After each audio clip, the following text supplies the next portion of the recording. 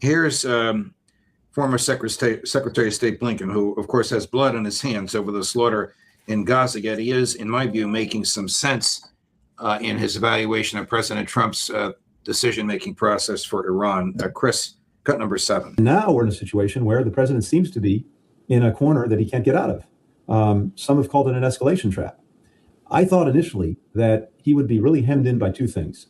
Markets on the one hand, munitions on the other. Markets in the sense that the longer this went on, right, and you saw gas prices going up, we're fast running through a lot of critical munitions, both defensive as well as offensive, that we need in other theaters potentially to act as a deterrent. And I think the president knows that. There's a good reason. Administration after administration, while trying to make sure that Iran never had a nuclear weapon, was very careful about the way we did that, and particularly not getting into a situation with them where they thought that the regime was existentially threatened, as they obviously do now. We knew that one thing that they could do would be to close the Strait of Hormuz, and it would be very difficult for us to open it again, absent some kind of land invasion of Iran, a country of 90 million people. And in addition to that, we have troops in the region who would be endangered. And what have we seen? They closed the strait, and they've killed our troops. So this was not thought through. And beyond that, getting out of it now is very, very challenging. He left out one thing very important, Judge, and I would never leave it out if I were criticizing Biden's administration as opposed to Obama's, for example, because I know how opposed he was to the JCPOA. He left that out. He left out the fact that the other element, the nuclear program, which I think is even more important ultimately than the Strait of Hormuz, he left out that that was taken care of by President Obama. Joe Biden didn't do anything at all on his advice and Jake Sullivan's advice to revive it, and now we are where we are. Yes.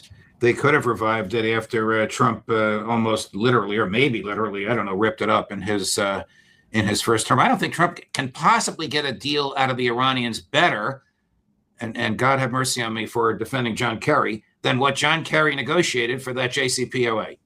I don't either. And I think Trump would accept something less if it could cover all this mess up. Right. But they're not going to give it to him now. They're simply not going to give it to him now. Judge, I think they've already made a nuclear weapon, or 2 or 3.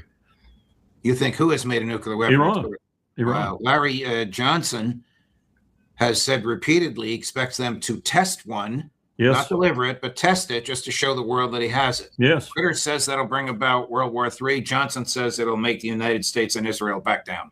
I think it'll make them think twice. I remember, and I think Cy Hirsch reported on this very vividly, and I think accurately, that Israel, with South Africa's help, tested not 1, but 2 out in the ocean with South Africa's help. At that time, we were working on talking South Africa out of a nuclear weapon, but they were dead set on getting one. They finally got talked out of it, I think, by the cost. It was just so enormous. But Israel used them to test not 1, but 2 out at sea. Was Netanyahu personally involved in the theft of American nuclear secrets in order to allow Israeli scientists to build their bomb illegally? There were so many people involved, Judge, that I would be remiss if I said he wasn't. Maybe not directly, but he certainly was indirectly. And if you read Cy Hirsch's book, which I think is basically accurate, you understand what treason, what a traitor Jonathan Pollard was, what he did to us. And incidentally, Judge, Section 224 and Section 219, now apparently going to be in the NDAA that's presently running through the Congress, will legalize that treason. Think about that for a minute. We are going to legalize what that son of a bitch, Jonathan Pollard, who should have been hung by the neck until he was dead, did. We're going to legalize it. Jonathan Pollard stole secrets, gave them to his masters in Tel Aviv, who sold them to the Soviets. Yes, and will sell to anybody who's the highest bidder and might look after them in the future when the big daddy's gone. Even to this moment. Does it matter who the Israeli prime minister is, other than personality and temperament? In terms of the characters arrayed now to be the possible prime minister? No. Wow. Colonel, thank you very much. Great conversation. Great conversation, Uncle Larry. By the way, I know you are on other podcasts because I watch you there and I learn from you. Do any of my fellow podcast hosts call you Uncle Larry? No, they call me some different terms than that. Uncle Larry, I love you. Thank you, my dear friend. When Larry Johnson and I were on together, we were called the 2 Larrys and something worse. Negative information on Clinton. But back to Trump's bluster. Remember, the Israelis had microphones and cameras in the Oval. Think about that for a minute. And the Americans didn't know it? Nope. No more than the UN knew that we had them in the UN Security Council. Wow. Microphones and cameras in the Oval when Bill Clinton was doing his thing with Monica Lewinsky in the Oval? That's the insinuation. That's Wow. the clear insinuation. Wow. What's his name? The former federal judge that was the chief prosecutor, Ken Starr, would have given almost anything to have had those tapes. Wouldn't he? Yeah.